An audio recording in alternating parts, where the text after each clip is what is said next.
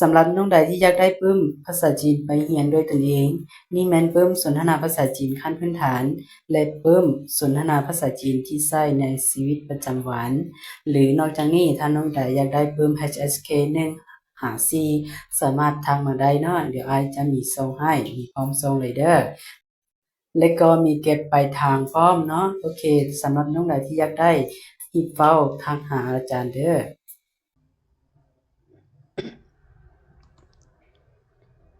โอเคมาเบิ่งนำกันคำที่151ชวนแปลว่านุ่งหรือว่าใส่ตัวอย่างประโยค他今天穿了一件红衣服他今天穿了一件红衣服แปลว่ามื้อนี้เรานุ่งเสื้อชุดสีแดง他今天穿了一件红衣服โอเคคำต่อไปคำที่152上床แปลว่าเข้านอนหรือว่าไปนอนตัวอย่างประโยค我每天9点上床睡觉我每天9点上床睡觉แปลว่าทุกๆมื้อค่อยเข้านอนตอน9โมงอยู่ในนี้เวลาที่ไปตามตัวแม่นทุกๆมื้อค่อยไปนอนตอน9โมงแต่ว่าอยู่นี่เฮาไปรวมมาแม่นทุกๆมื้อค่อยเข้านอนตอน9โมง我每天9点上床睡觉โอเคคำต่อไปคำที่153ชื่อแปลว่าครั้งตัวอย่างประโยค这是我第一次来这里这是我第一次来这里แปลว่านี่แม่นครั้งทำอิฐของค่อยที่มาที่นี่这是我第一次来这里โอเคคำต่อไปคำที่154从แปลว่าจากตัวอย่าง我从老挝来中国我从老挝来中国แปลว่าค่อยมาประเทศจีนจากประเทศลาวหมายความว่ามาจีนหั่นมาจากประเทศลาว我从老挝来中国โอเคคำต่อไปคำที่155ชั่วแปลว่าผิดตัวอย่างประโยค对不起我说错了对不起我说错了แปลว่าขอโทษค่อยเว้าผิดแล้ว对不起我说错了โอเคคำต่อไป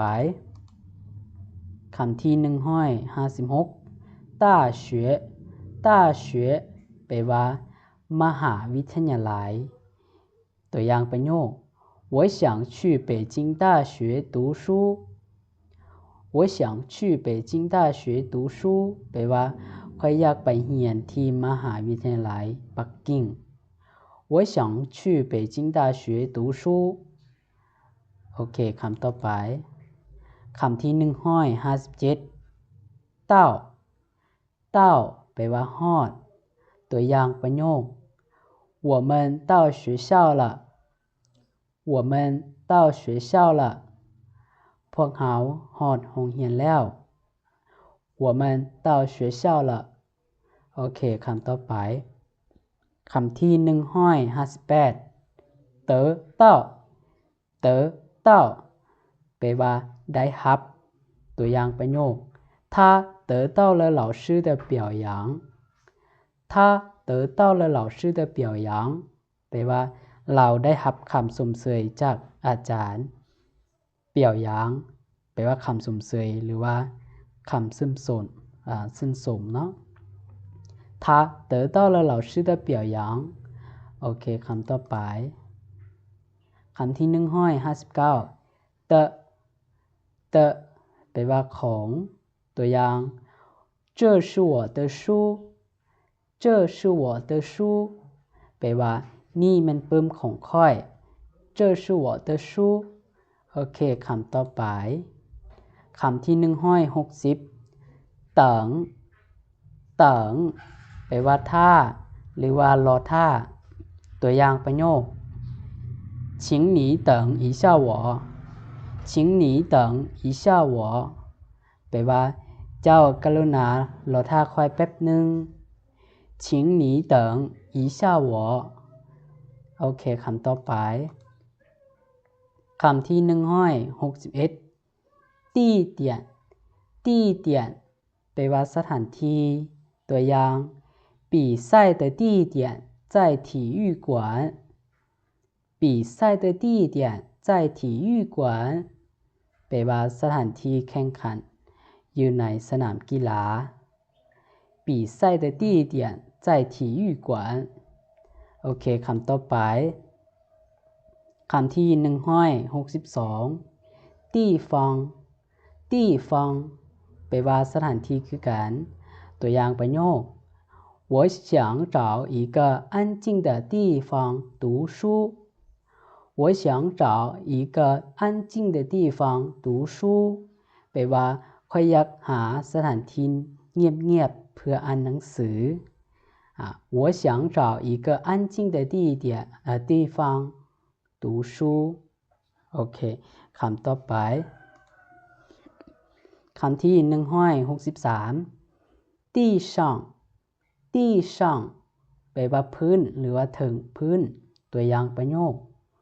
地上有一支笔地上有一支笔แปลว่ามีบิกกันหนึ่งอยู่พื้น地上有一支笔โอเคคำต่อไปคำที่164ตี้ถู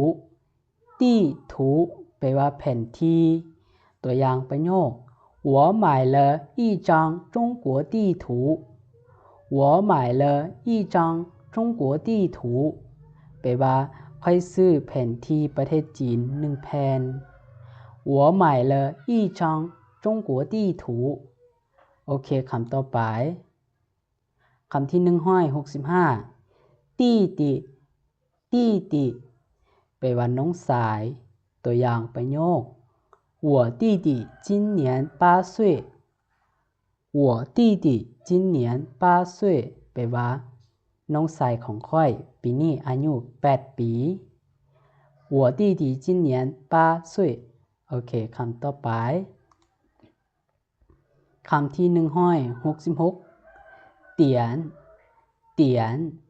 แปลว่าหมง แปลว่าหมงตัวอย่างประโยค现在是3点半现在是3点半แปลว่าตอนนี้แม่น3โมงครึ่งตอนนี้แม่น3โมงครึ่ง现在是3点半โอเคคำต่อไปคำที่167打电话打电话แปลว่าโทรหาตัวอย่างประโยค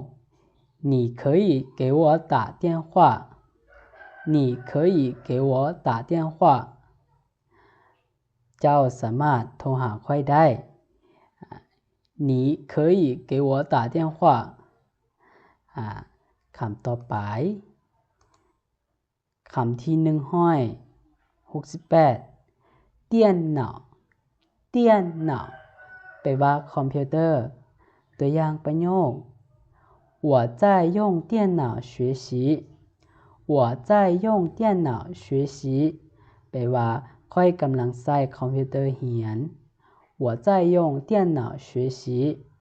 โอเคคำต่อไปคำที่169电视电视แปลว่าโทรทัศน์ตัวอย่างประโยค我每天晚上看电视我每天晚上看电视แปลว่าข้อยเบิ่งโทรทัศน์ทุกๆมื้อตอนค่ำ我每天晚上看电视โอเคคำต่อไปคำที่170เตี้ยนหญิง电影แปลว่าหนังตัวอย่าง我们一起去看电影吧我们一起去看电影吧แปลว่าพวกเราไปเบิ่งหนังกันหรือว่าพวกเราไปเบิ่งหนังด้วยกันเถาะหรือว่าไปเบิ่งหนังนำกันเถาะแบบนี้ก็ได้แต่ว่าหลักๆแม่นเฮาจะใส่ไปเบิ่งนำกันไปเบิ่งนำกันโอเคและนี่ก็แม่นคำศัพท์ง่ายๆพร้อมด้วยประโยคสั้นๆที่เข้าใจง่ายแล้วก็เรียนไวเนาะเรียนไวเข้าใจง่ายโอเคแล้วถ้าน้องๆคิดว่าวิดีโอนี้ให้คุณค่าและความรู้ก็อย่าลืมกดไลค์กดแชร์